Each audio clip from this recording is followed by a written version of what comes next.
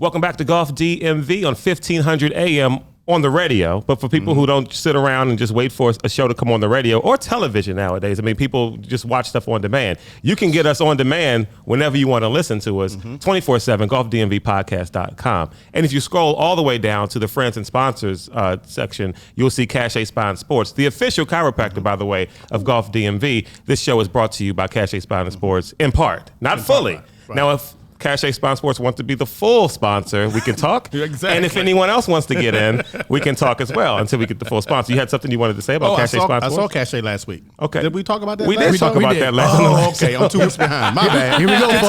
Continue on. Here we go. Yeah, this show is on 1500 AM. Inside joke because 2 weeks late with that. Okay, so anyway, we're here at Top Golf in Germantown, not to be mistaken with Gaithersburg. Right.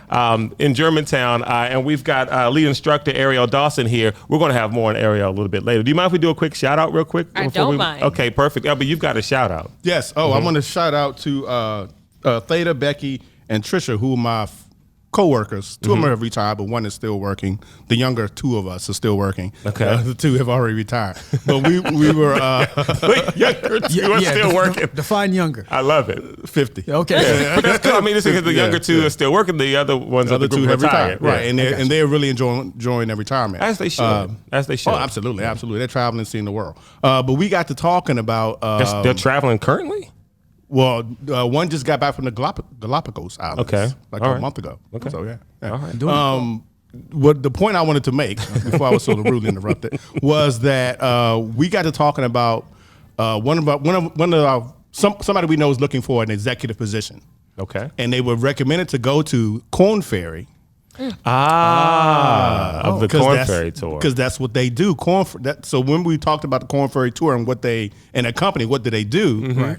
They are actually like more of an executive headhunting, recruiting type firm. Right. We did not know that. Well, at least I didn't know that. No, reading their bio, it never Yeah. really said that. I know. I had them as the executive of children's cereal. Like I said. Right. Korn Ferry. Right. Exactly. With marshmallows now. That's what it sounds like. So, yes. We've got so much to talk about. I don't think we've got a Korn Ferry tour update, but we've got a lot going on. We've got to review the Honda because we didn't get a chance to talk about that last week because we had another packed show last week. Got to do the Manny Millions from there. We've got an Only Golf Mad update from Only Golf Park. Lawrence Brooks gets things done, ladies and gentlemen. You don't want him complaining about stuff because he won't stop until you change it. You really don't.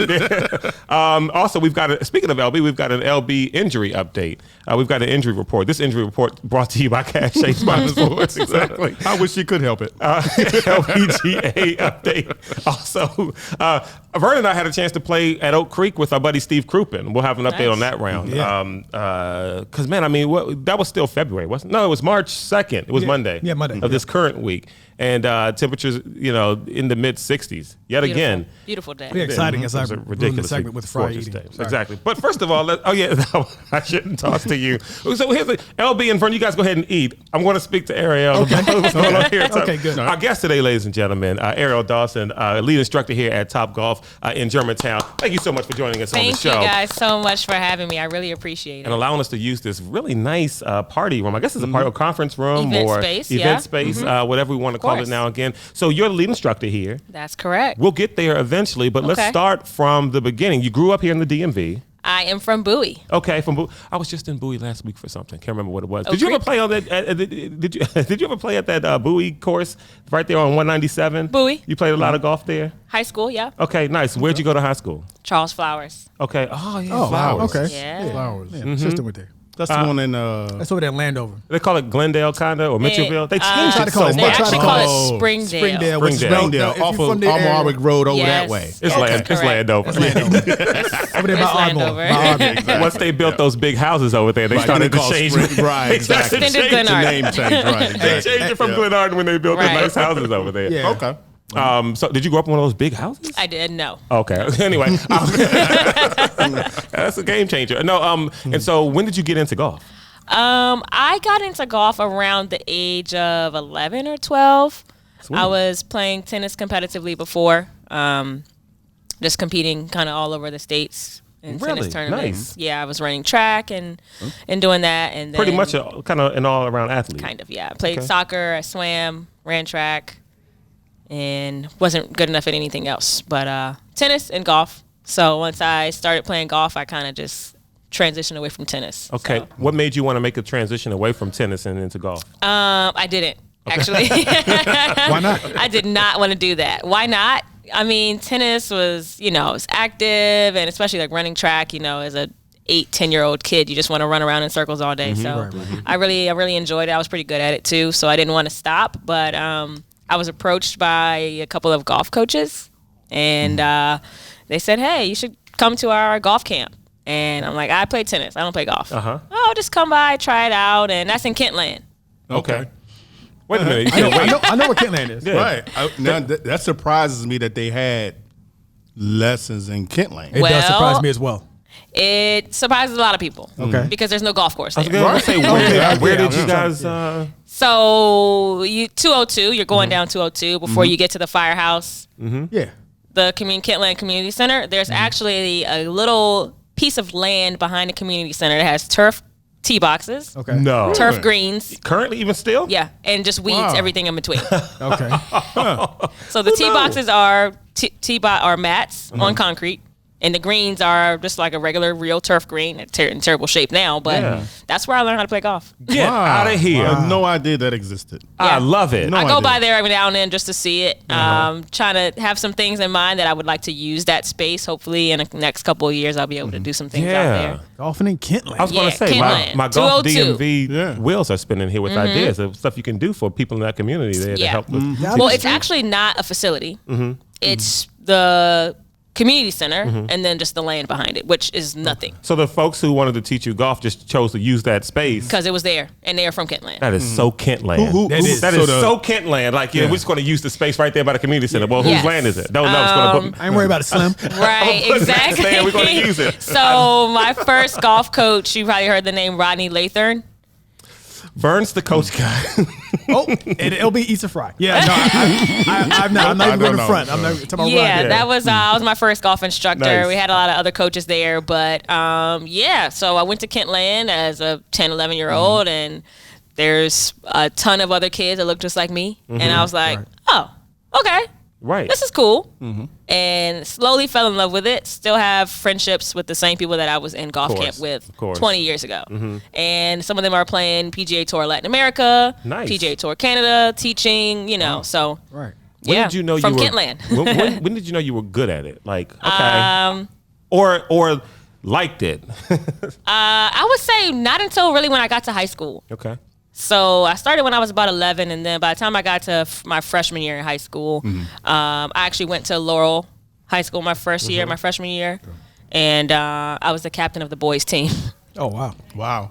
She's good. She's good. So I was the first girl on the team, and then they made me the captain. Nice. And of course, the boys hated it. I was but going to say, was there a lot of hate because of yeah, that? they didn't like that Yeah. too much. Did And then they did realized they have a girls team? no. Okay. Play better. No. Yeah. Right. that? Yeah. Right, And then they exactly, realized that they man. needed me, and they're like, okay, she can be the captain. Yeah, we'll take her. We'll winning put her now. in. Right, she got to carry us.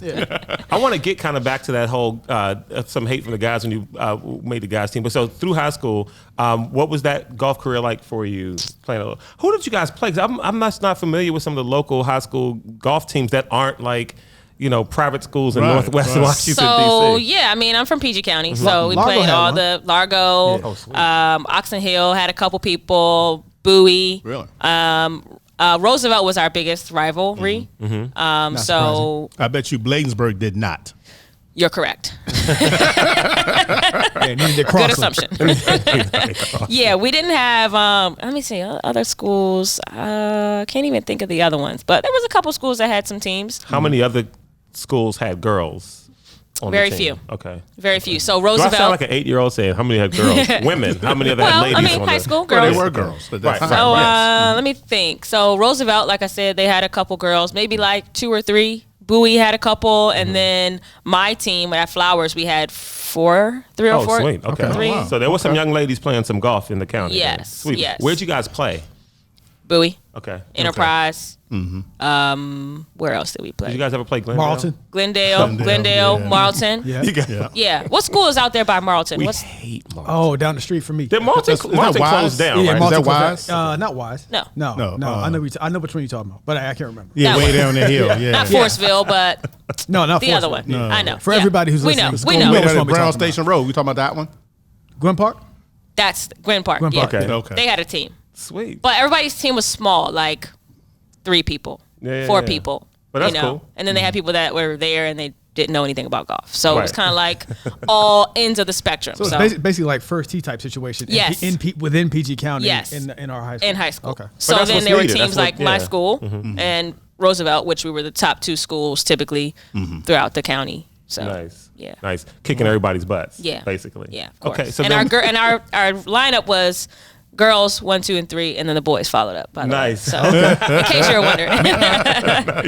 nice. So once you got out of high school, then what was next? Then, so when I finished high school, I actually injured my rotator cuff.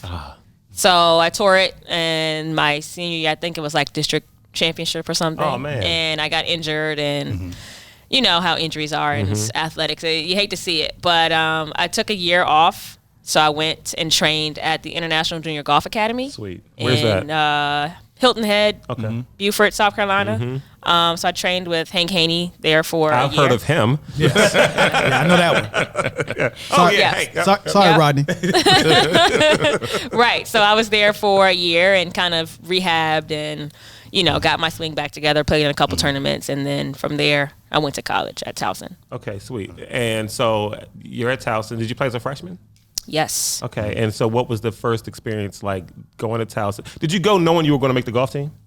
They recruited me. Okay. Oh, okay. Well, that happens to good athletes. Oh, right? Morgan Yeah. ain't recruit you? They don't have a golf team. I know exactly what Oh, I'm messing. Yeah. I went to Morgan. Right. For a little while. When I was in college, I went to Morgan. so they recruited you. Yeah. You go there. Was there any kind of big difference between, okay, I'm playing collegiate golf now, like for you, or was it just kind of like this even kind of upward trajectory, or from high school playing elite and going to college, and maybe not captain of the team, but was it a smooth transition? Because they talk about the different levels in most sports. So I would say my experience may be different for some other people, but I played national tournaments as a high schooler. I didn't just play high school tournaments. sweet. Okay. So I played International Junior Golf Tour. So you're competing with kids that could be from another country. A lot of them were part of the International Junior Golf Academy, which I attended for my post-grad year, but I also attended as a camper in summer camp. So they have a lot of kids that are from overseas that live there. Okay. And they just play golf and go to school. Wow. So in high Fascinating. school, I wish right? that was my life. So not only am I playing in high school against the kids in PG County, but I'm also playing in an international tournaments with other students that don't speak English, and I'm kind of seeing a lot of different atmospheres. And then I also played AJGA. And what else? And what does that stand for? Because Claude doesn't know. No, I just said. Let me guess. American Junior Golf Association. American Junior Golf Association. Yeah. Good Good guess. guess. So that's like the top tier of junior golf Sure. in the world, Right. basically. Okay. Top tier. And so I played a lot of those tournaments. So basically, International Junior Golf Tour is right under that. So you play the tournaments, you kind of get your ranking, get your national ranking, and depending on if you win a tournament, you get exemption into an AJGA event. Okay. And they kind of rank you based on how you play in those. And those are like super intense. So I bet. I would say even more intense than college, to be honest with you, because it's basically set up like you're playing on a tour. Right, exactly. Tour. So you come in, you do your practice round the day before, or 2 days before rather, and then you do the pro-am.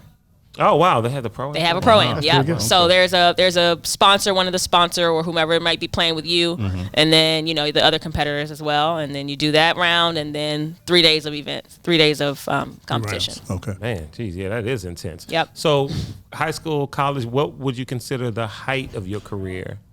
In school? The height of my career, I guess college. In college, I'll say probably my junior year in college, I won the PGA Collegiate Minority Championship. Now it's called the PGA Collegiate Works. You probably have heard of that. Yeah, PGA Collegiate Works. So I won that in my junior year. Sweet. So that was very like good. the highlight. Look at that. Yeah. Well, Yeah. congratulations So on one that. thing is clear: we're not playing golf with you. Oh, come on. There's a few tournaments coming up where I may actually give you a call. Right, there you go. Yeah. Give me a call. I'm down. No, that's awesome. And so, so post college, what was golf life like for you then? What was the track? So after college, I mean, I started teaching. I played a couple of amateur events, and then I basically worked with the First Tee for a while. I started working with them while I was in college, volunteering with First Tee of Baltimore County, Baltimore City, and Howard County as well. And then when I finished school, I got a real job. You know how that goes, right? Got a real job, and I hated it. Of course. So I got back with the First Tee. I was working kind of like part-time with the First Tee, volunteering here and there. And then I quit my day job, and I started caddying. Nice. Where'd you caddy?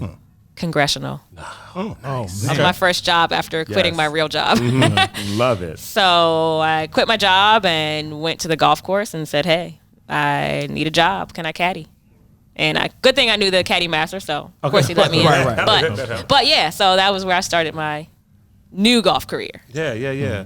Maybe on another show we've got to get stories from the clubhouse. Yeah, I'd definitely like to hear some caddy because I have questions about caddying in general that I just don't don't know. Okay. Just don't know. Yeah. Okay, we should jump into some of those at some point. Yes. I have to think about them now. Yeah. Okay. We'll get into up like he was ready. We'll get into those. Right. They backed out. So you're here. So you're here at Top Golf here in Germany. I want to get to some more stuff. I have some other questions, but I want to mention Top Golf. How'd you get here? How did I get here?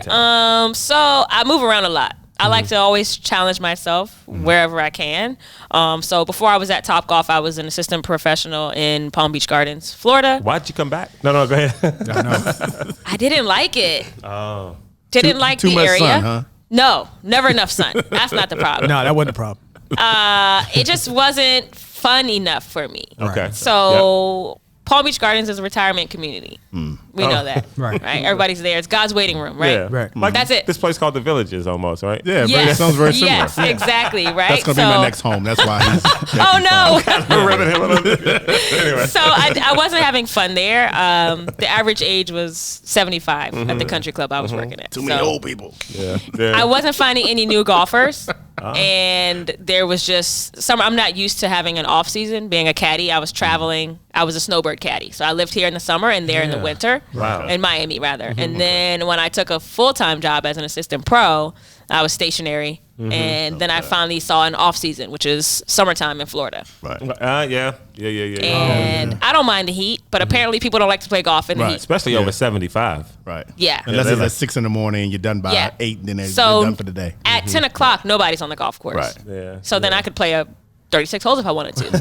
But I also was bored out of my mind because there's nobody else there. I feel like the only person left in the world, like one of those movies where everyone dies and you're the only one left. Playing golf by yourself. Yeah, it was bad. And at first it seems great because at first you're like, oh, this is awesome. And then by the next month and a half, you're like, what hole am I on? oh, gosh, where's everybody? Shooting low scores, nobody believes you. Shot a 62. I've had 3 hole-in-ones already. All right. Cool. So you came back up here. Yeah, so I left. So I left there in this past summer, June. So I left. Oh, this and is I came recent. back. Just, Yep. I mean, okay. All right. Oh, wow. Yep. And then you're up here. How in the world did you find Golf DMV, this show? The internet. Okay. Yeah, I guess that's how people find things right now. The internet. There you go. Instagram, right. Yeah, Instagram, probably. So one question that I have for you, throughout your career in golf and even now, what presented the biggest challenge or where you saw like the most kind of like disturbing things, being in golf as a woman or black? Yes. Okay. I'm assuming because I mean, I say it that way, but I mean just from who you are, I mean you can't separate the two, obviously. Correct. But I wonder if you've seen more because of one or the other. Okay. Yeah. So All of the above. and it's probably been present since high school, I would imagine. Yeah. Okay. I mean, it starts with the boys not wanting you to be captain on the team. Right. Yeah, it starts before that. It starts when I started about 12 and I'm, go to the golf course with my dad and, I've got my hat on and some man thinks I'm a little boy playing golf. I was like, your son's, Got a whatever. little champ out here. Yeah, exactly. Exactly. And sorry, I'm a girl, thanks. But I'm glad you like my swing, Right, so I'm like, from the very beginning. Right. Do you experience the or have experience? Well, see, you've played on a different level than some recreational golfers, but you've been to some places, some immunities and stuff. But have you experienced the creepy old man at the range? When you walk up, it's kind of like, oh, who's that over there? You know, Yes, all of the above. Who tries to give you lessons, even though it's like, I don't need you to evaluate my swing. Yep. I'm good. Okay. All of the above. That's got to be annoying, right? It's very weird. Very weird. But at the same time, I've gotten used to it.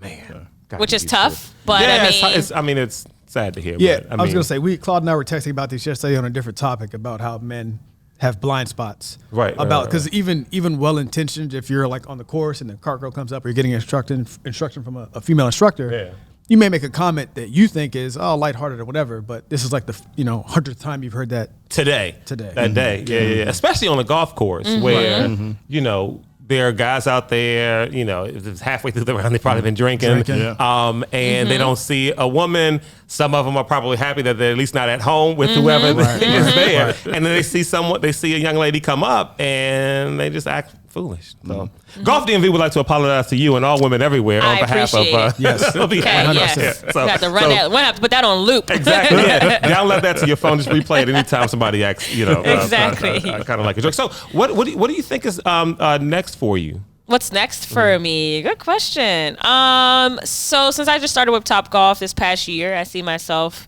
in Topgolf for the next couple of years. I'm learning a lot. It's a completely different atmosphere than It's like country club. It's Cosmo Bowl for golf is what Topgolf is. You go to the bowling alley and if you pay $30, you get to bowl all you can and get a free soda and free shoes included for and they have the lights going and all that kind of stuff. We don't have too many giveaways here, but that's kind of like what Topgolf is. I mean, if you're coming to really dial in the 7-iron and you need to hit 100 balls, it might not be the spot for you. But if you're looking for a great place to go and enjoy, we got it all games, here. Yeah. Make a good Long Beach. I'll give them credit for that.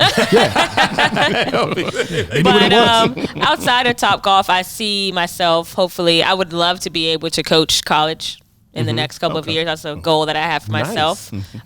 So Howard, if you're listening in, I've applied. You can check my application out. Help I'm her there. out. Yeah, absolutely. No, that would be awesome. But yeah, I would love to coach college. That's a goal of mine for sure. In the next 3 years, I see myself coaching. I've interviewed for Towson a time or two, and they haven't selected me for That's whatever crazy. reason, You're a champion there. I mean, you won a championship there. I don't know how to Go figure. inquire about that, but they'll give me a call when they're ready. Yeah, that's nuts. They should. Okay. Well, anyway, notice I'm doing a whole kind of profile on Airielle here because it would be great for you to be on the show often because we need female voices on. For sure. As a lead instructor here and just teaching anywhere, what are some of the most common mishaps or swing fails that you see with amateurs? Can I jump in here real quick? Oh, please do. I just want to ask you really quick on the heels of that. Teaching 75-year-olds versus being here at Topgolf. I feel like, would it be true to say that a lesson for a 75-year-old is they came in and they were standing up and the lesson is over pretty much? Hey, you made it here, Frank. Good job. Yeah, I've seen it. She's trying to be professional. I was going to say, I've seen it. Yeah. I have. And I've had a lot of guys that come in and they want to do it and they're trying and they're like, what am I think it might just be too late. right.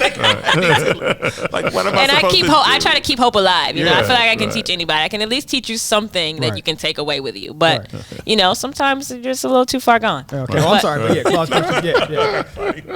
yeah. So one of the most common things that I see is people that have never experienced golf before, and they see it on TV or they play baseball, which is one of the hardest transitions that we know, and they're just swinging their arms. It's all arms. And then when I finally introduce, or they're able to understand the concept of your torso has to move and your hips have to move, and then they find the light bulb comes on and they're like, oh my gosh, either they can do it and it changes their life completely, or they can't do it and then they're just devastated. Frustrated for the rest of their lives.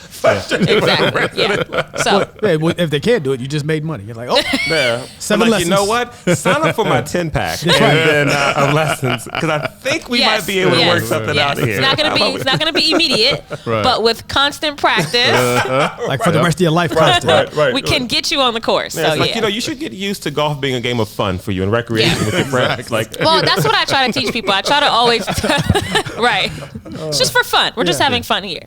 But I do try to tell people, you can't expect to take a lesson and then go out to the course and think that everything's going to be okay. Yeah. Okay. It's good that you've come in, and this is the beginning. But along with your lesson, we'll get video analysis. in player development, which means I'm going to help you if you have goals to get on the golf course or to shoot a certain score. I'm going to help you set those goals, and we're going to just evaluate your swing every lesson and kind of go through it and figure out how to get to where we're trying to go. I don't mean to hog up all the time, guys. It's just that you're not in my sight line, so I can't see. Just jump in if you have. No, another question. you're asking the questions that I had wrote down, so that's pretty good. Good question. Very exact. Keep them coming. Okay, so on tour, PGA, who's your player? Who's your guy? Ooh, good question. And lady. And LPGA. I was gonna ask that. Okay, I'm sorry. Yeah. But no, good way to jump in. No, But that's the whole stay point. over Yeah, here. jump in. Stay on this side. jump in. Not the sideline. Yeah. So on tour, I mean, I got a lot of favorites. Okay. I Just give me three. Or two. DJ, Yep. of course. Yeah. I mean, He's a real one. Of course. yeah. I mean, he's. I'm just like saying, of course. I look at DJ like kind of like the player profile for the 20th century golfer, 21st century golfer. Right. He's like, bigger, faster, better. Right. When golf started many years ago, it's like, oh, okay, golf's an old man sport, and you don't have to be an athlete. Right. He's Right. all athlete, right? Tiger, duh. Who didn't bet on Tiger for the Masters? If you didn't, I'm sorry to hear that, but I did. Yeah, I missed out. But yeah, of course, Tiger. Like that's who I grew up, Right. Okay. idolizing. Right. Right. LPGA. I've got a couple favorites on the LPGA. I really am a huge fan of In Kyung Kim. Okay. She was actually my roommate for a little while. Wow. Really? Yeah, at the Academy, IJGA. We were roommates for a little while. Mariah Stackhouse. Of course. Of course. Of course. She's killing it. She's doing really well. A friend of mine actually caddies for her. Nice. So yeah, I mean, golf is a beautiful game, man. There's so many people out there. It's like you can find a new golfer every day if you try. Absolutely. It's the Golf DMV podcast, 1500 AM. Also, golfdmvpodcast.com. You can email us, golfdmvpodcast@gmail.com. We'd love to hear from you.